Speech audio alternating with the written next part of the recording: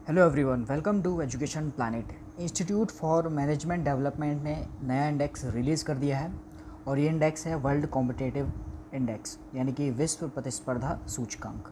इस सूचकांक और इस इंडेक्स की अगर हम बात करें तो इंडिया ने 43 रैंक हासिल की है, जो कि कम है लेकिन ठीक है। क्योंकि पिछले साल की अगर हम बात करें तो पिछले साल यानी कि 2019 में इंडिया की रैंक 43 थी और इस बार भी 43 ही है।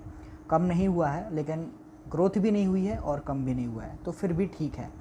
ठीक है। और अगर 1989 से हम बात करें तो 1989 से इंडिया की रैंक लगातार 14th रैंक पर बनी हुई थी। ठीक है, लेकिन अब रैंक गिर गई है।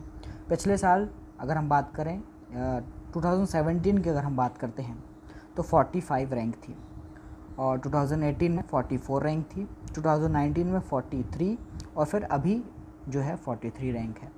तो रैंक जो है काफ़ी ठीक है। 2 साल में इंडिया ने काफ़ी कुछ कवर किया है, बट अभी भी ये जो है सफिशिएंट नहीं है। और इसका रीज़न ये है कि हमारे कंट्री का जो है इंफ्रास्ट्रक्चर है वो कि पुअर इंफ्रास्ट्रक्चर है, इनसफिशिएंट एजुकेशन इन्वेस्टमेंट। ये 2 रीज़न है, बहुत मेजर रीज़न हैं जिनके कारण रैंक जो है हमारी बहुत कम है। अगर हम इस रैंक की बात करें तो इंडिया ने अपने आप को इम्प्रूव किया है long term employment growth, foreign currency reserve, overall productivity और एजुकेशन में। इन एरियाज़ में इंडिया ने अपने आप को डेवलप किया है। ठीक है, लेकिन दूसरी तरफ इंडिया ने डिक्लाइन किया है टैक्सेस में, real GDP growth, competitive legislation, exchange rate stability. इन एरियाज़ में इंडिया ने डिक्लाइन किया है। अदर कंट्रीज़ की अगर हम बात करें तो सिंगापुर टॉप पे है, टॉप पोजीशन पे है, और डेनमार्क 2nd रैंक पर है। और उसके बाद स्विट्ज़रलैंड, नीदरलैंड और हांगकांग आते हैं। और ये जो रैंकिंग है वो बिजनेस स्कूल यानी कि सिंगापुर और स्विट्ज़रलैंड में एक बिजनेस स्कूल के बेस पर यह बनाया जाता है। चाइना की अगर हम बात करें तो 14th रैंक पे है, जो कि 20th रैंक पर था। ठीक है, तो चाइना की हालत काफ़ी सुधरी है।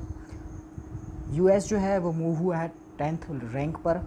ठीक है, और अगर हम लास्ट में ब्रिक्स कंट्रीज़ की बात करें तो ब्रिक्स कंट्रीज़ में चाइना टॉप पर है, उसके बाद इंडिया, रसिया, ब्राज़ील और देन साउथ अफ्रीका आते हैं।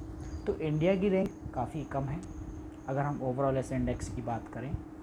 ठीक है, तो इंडिया ने अपने आप को ग्रोथ नहीं किया है, तो हमें इस एरिया में ध्यान देने की बहुत ज़्यादा ज़रूरत है कि हम एम्प्लॉयमेंट को बढ़ाएं, शिक्षा पर हम ज़्यादा से ज़्यादा इन्वेस्ट करें। ठीक है, तो ये 2 मेजर रीज़न्स हैं जिसके कारण इंडिया की रैंक काफ़ी कम है।